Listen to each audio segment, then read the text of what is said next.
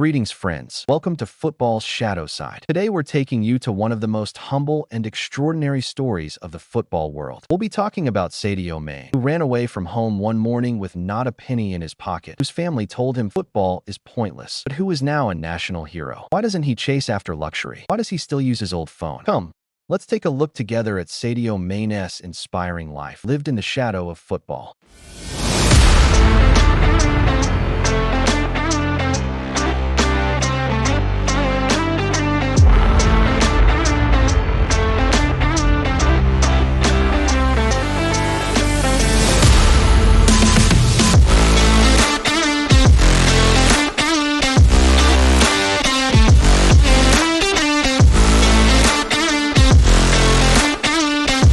Hello.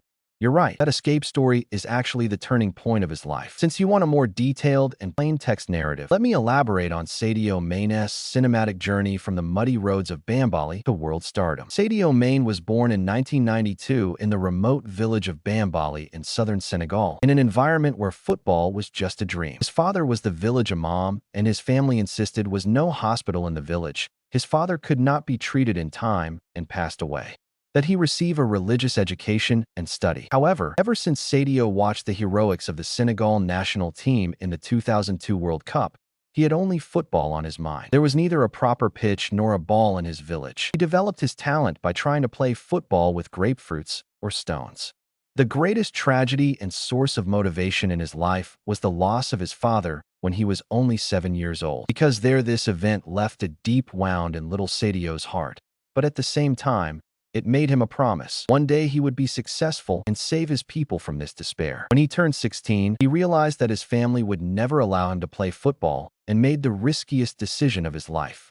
Taking his closest childhood friend Luke Jiboon with him, he made a secret plan. One morning before dawn, without telling his family, he set off with a small amount of money he had collected with the help of only one friend. They traveled for hours to escape the village and go to the capital, Dakar.